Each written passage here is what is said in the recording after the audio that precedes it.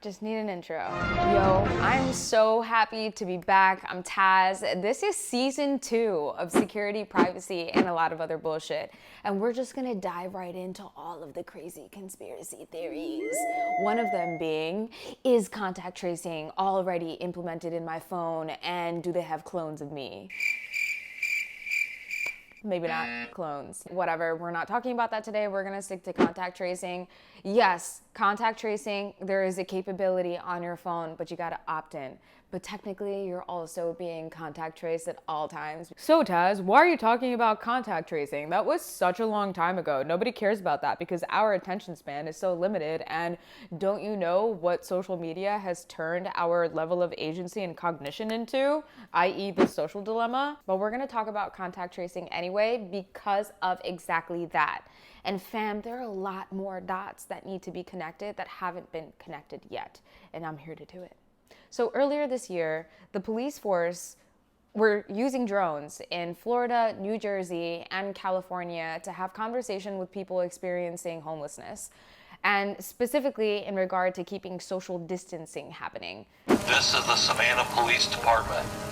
Due to the current health emergency, members of the public are reminded to keep a safe distance of 6 feet from others. Savannah, Georgia police are deploying drones to get the message out about practicing social distancing. You wanted to keep everybody 6 feet apart. It's a good thing, it's a positive thing, but the feds with drones talking to people, I'm going to opt out on that. And since then, drone companies have been putting together wild technology to basically figure out if you maybe have a fever, or leveraging facial recognition to figure out if whether or not you're wearing a mask.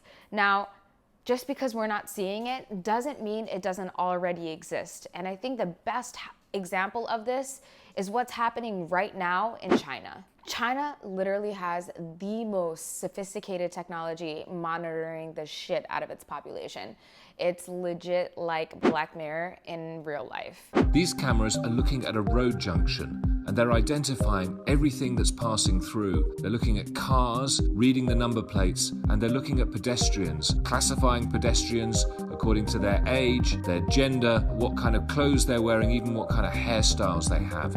This software analyzes crowds. It's producing a heat map of where people are massing together, the sort of thing you might use to prevent overcrowding. And you can also see that it's also able to track individuals through the crowd. So if you're looking for a suspect, this is the kind of software you might want to use.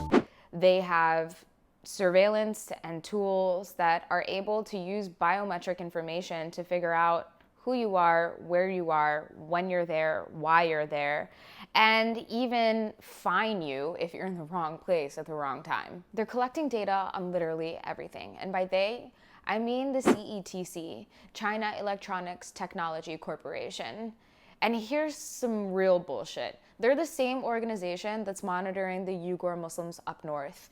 And monitoring really means the concentration camps that the Uyghur Muslims are in. And if you don't know what's happening with that, I highly recommend you look it up and do research. I'm just here to show you facts and tell you how all of the different sides of how technology, specifically surveillance technology, is being used, and why it is crucial that we stay aware, continue to bring back things that we may have forgotten about, and ask as many fucking questions as humanly possible. And that's why it's crucial that we pay fucking attention.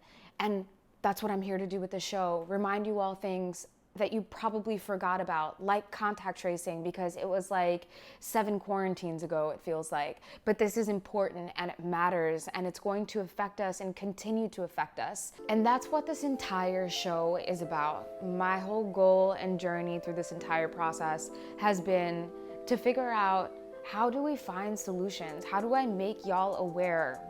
How can we start talking about ethics so we can get the right policy and laws in place to make sure that we don't get got? I'm here to arm y'all with the right information to make sure that we can ask as many fucking questions as possible, so that we can talk about what type of ethics belong in what place, and make sure that these ethics are representative of real people.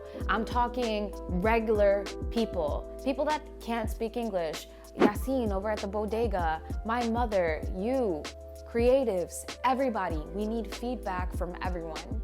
And that's why I'm doing this show, because I'm trying to get y'all hip and aware, and that's the goal. So next week, we're gonna talk about how legislation is taking their power back, what laws and policies need to be in place, and make sure there's a diverse pool of people that this information is being pulled from. And with that, stay tuned. We're gonna talk about it next week. I'm Taz, and this is Security, Privacy, and a lot of other bullshit. There are... Okay. It's worse when you're standing here.